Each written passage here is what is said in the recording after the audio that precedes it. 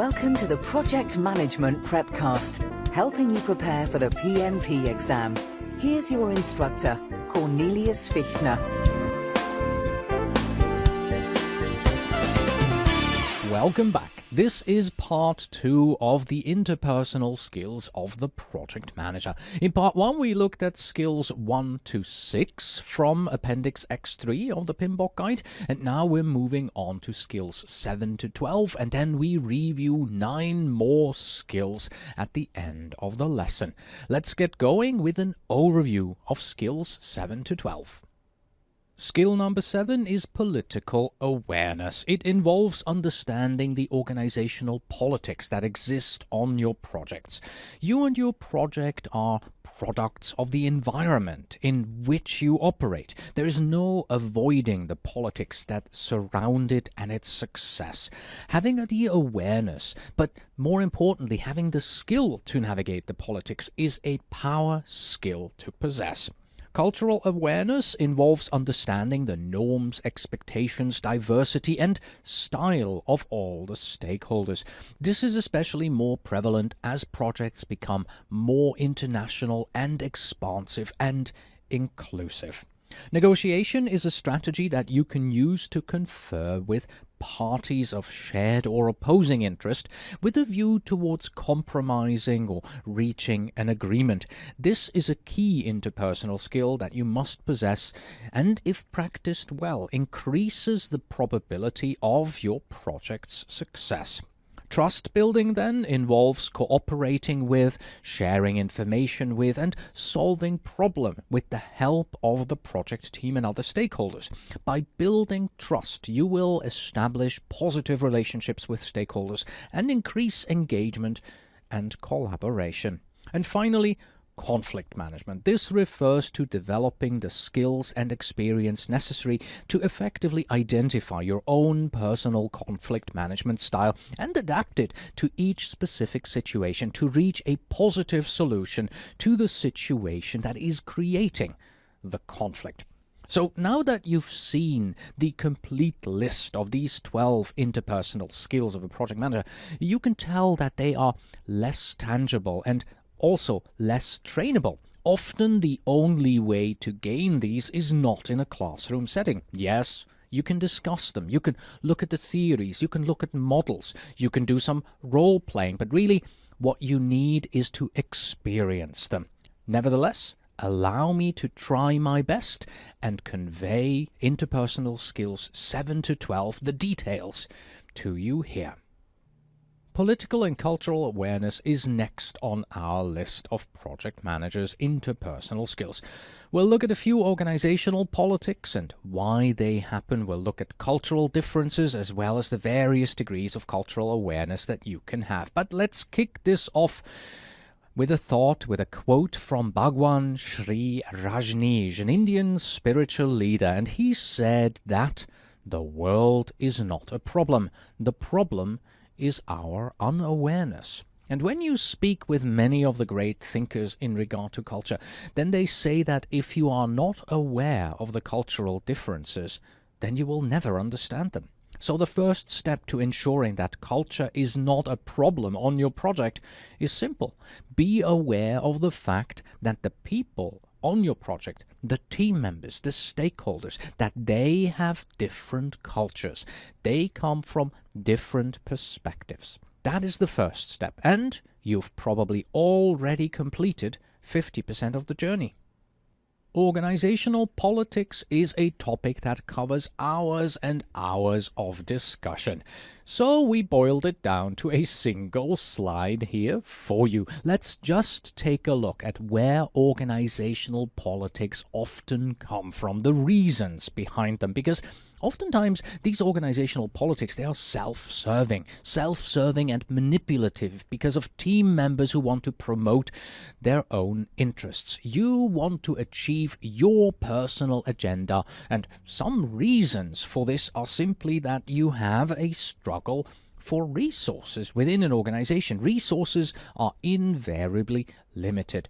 There may be politics surrounding the use, access, and control of any number of resources. When you have people, you have personality conflicts. People have different needs and interests. Those interests and desires are dealt with at so many levels. Not always something that we want to deal with, especially when it gets muddy and overly personal. But it is the nature of the beast. We just have to live with it.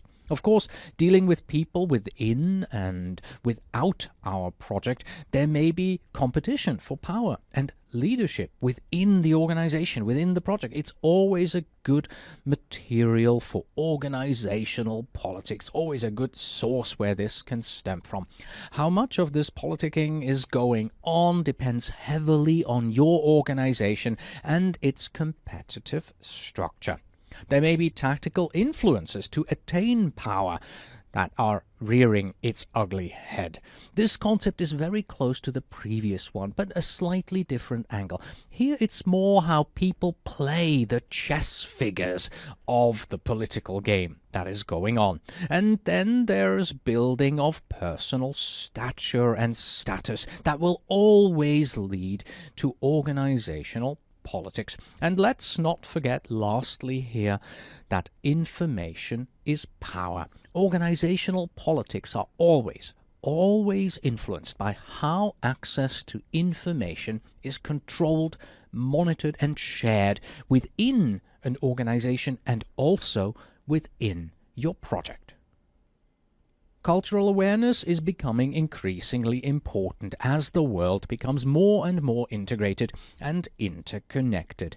International projects are becoming commonplace. They're becoming the norm. So project teams are becoming more diverse, representing multiple nationalities and cultures. And you, as the project manager, must understand and appreciate this diversity. You must also know how to best navigate, approach, and otherwise operate within the acceptable cultural norms of the location of where you and the team operate, as well as the cultural norms and expectations of everyone involved, both internal and external stakeholders.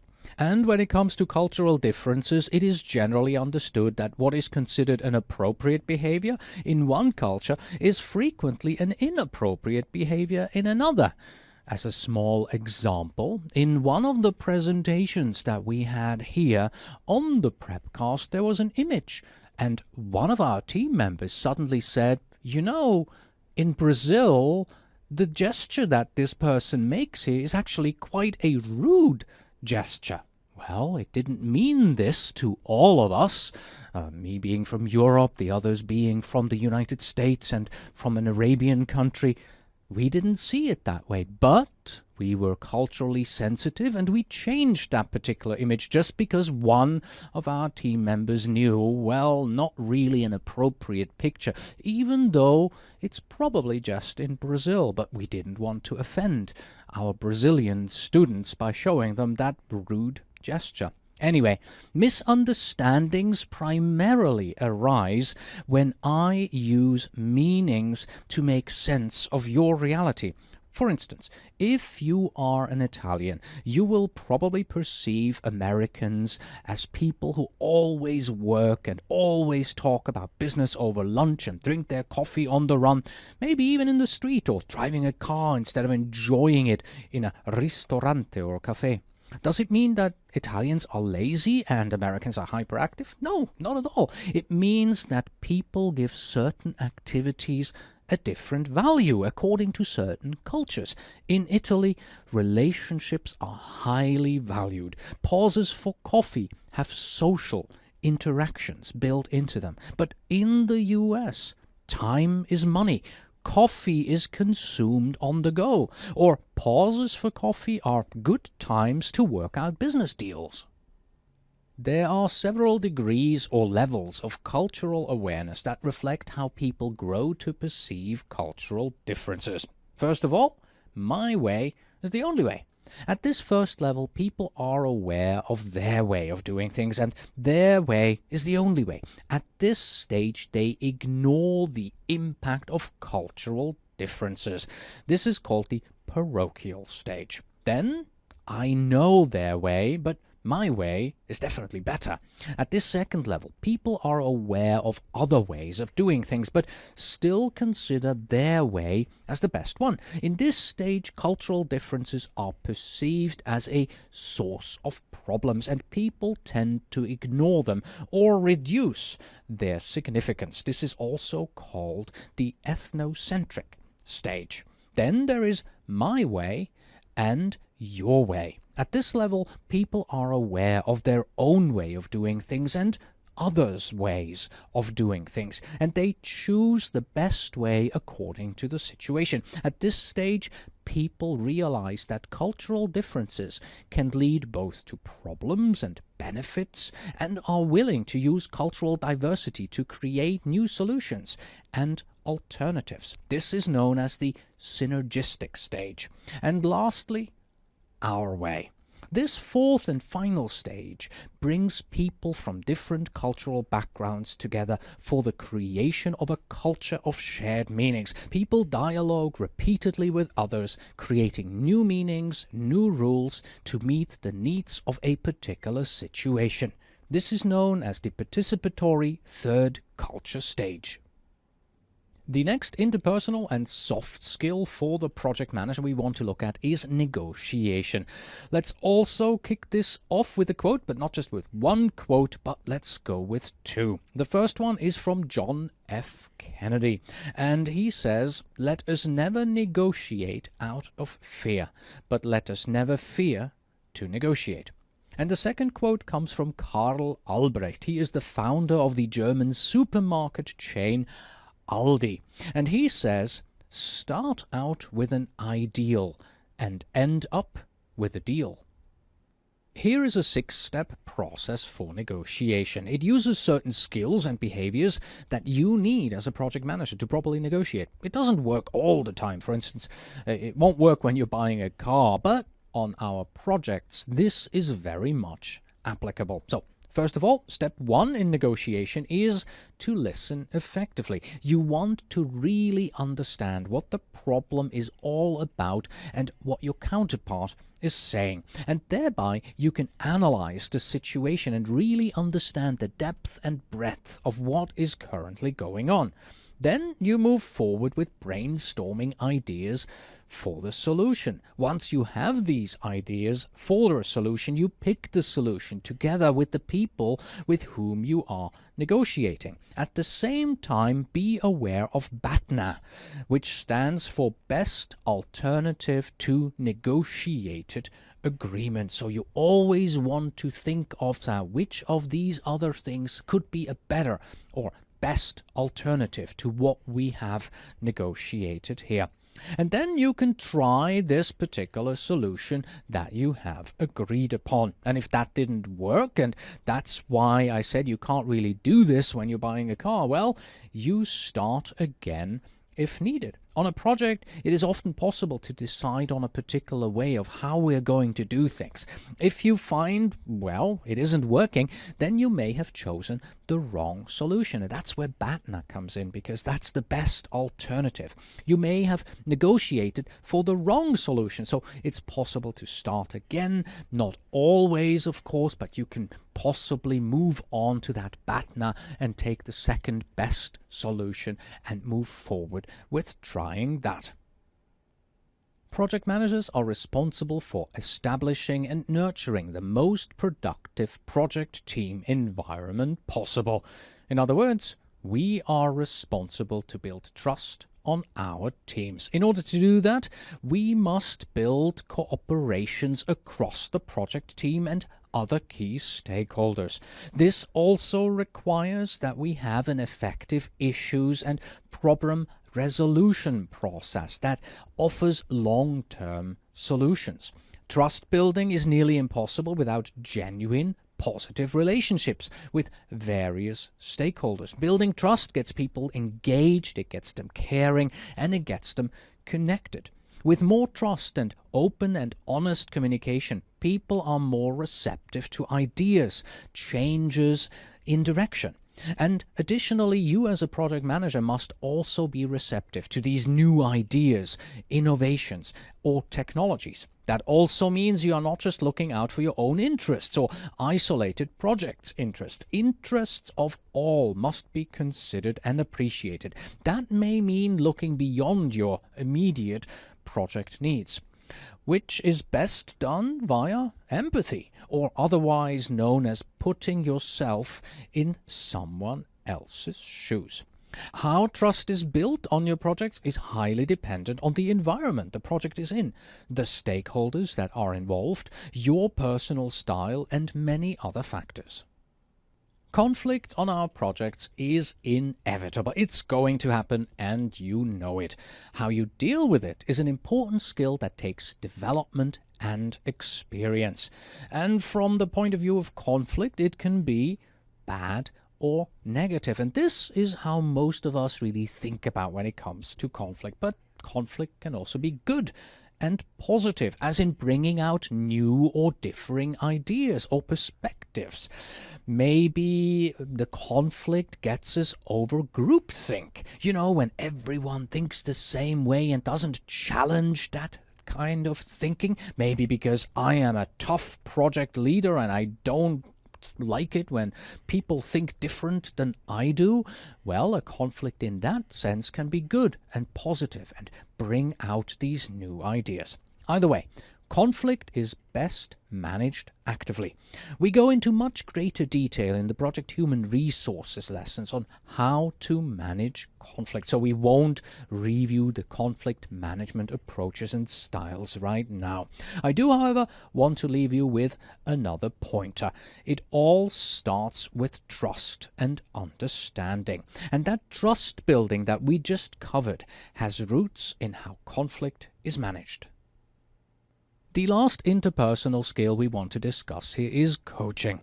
Coaching is a way to get project team members to reach higher levels.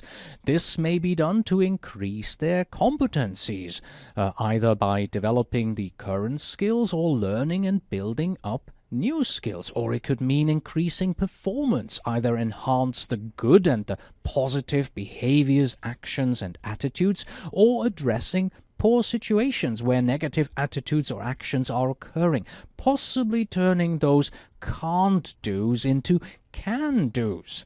Coaching also includes recognizing potential and encouraging that potential, maybe even in the form of mentoring or setting up team members for future work or development. The coaching that a project manager does within the project can be formal, as in the style of organizational training or review sessions, but more than likely it is in the informal style of daily interactions and communications. And if you thought that the 12 interpersonal skills that the PMBOK guide lists are all that there is to know about interpersonal skills, well then think again, because remember, the PMBOK guide is just a guide. There are a lot more interpersonal skills out there. Here is a sample of 10 more for you. We're just going to go through these very quickly, so hold on to your hats. Your presentation skills, for instance. In meetings with senior executives, you will need good presentation skills. You will have to be good at writing, and that includes writing emails or writing status reports. Your creativity is another interpersonal skills that you may need when you are working together with people in a group and come up with new solutions. You must also know when to delegate as a project manager, because you can't do all the work yourself. Sometimes the hardest part for us is not when to delegate, but just to delegate and help develop others by assigning challenging tasks to them. When you're dealing with people on your project and the work that people do, well, they would like to know, how am I doing? So delivering feedback is a delicate art. Applying enough but not too much. What is too critical or too scathing or too easygoing depends on the teams and depends on the needs. Even the medium that you use to present the feedback in is part of the skill. Additionally, when giving and receiving feedback or any other two-way communication, a powerful skill is active Listening. This is where you are truly demonstrating as a leader that you are listening to the speaker and providing acknowledgement that you are comprehending the content. And if not, you are actively asking for clarity or more information. Remember, you have 2 ears and 1 mouth. There's a reason for these proportion. You should listen over talking. That is a tough skill for many project managers to practice. As a project manager, you have to be extremely flexible because things just go topsy-turvy occasionally, and you have to lead not just with general leadership skills that you may have, but you may have to lead by example and show some flexibility right there. Don't forget your skills in balancing your time and the time of others. How you manage time in the correct proportions is another necessary skill. The skills themselves is one thing, but how you internally manage or cope with these skills is considered your intrapersonal skills. How do you deal with stress, frustration, or negative feedback that you have received? Those are some very easy examples. Do you blow up? Do you keep control? And finally, there is emotional intelligence. This includes your intrapersonal awareness of your emotions, but also how you read the emotions of others. Can you tell by the tone of my voice what mood I am in? Let's review what we have covered. We defined the 12 interpersonal skills that are recognized by the PMBOK guide. Leadership, team building, motivation, communication, influencing, decision-making, political and cultural awareness, negotiation, trust building, and conflict management. And just now we flew through some other personal skills that you as a project manager should also possess. Presentation skills, writing skills, creativity, delegation, feedback, active listening, flexibility, time management, intrapersonal skills, and emotional skills. And those are just a few that we picked. Knowing these skills is not enough. As the project manager, you also have to understand the importance of these interpersonal skills, and of course, all throughout we covered how to apply these skills in various project situations and needs that may come up on your journey. And this concludes our look into the interpersonal skills of the project manager. So it's time for Justine and me to say goodbye. That's all, folks. Until next time.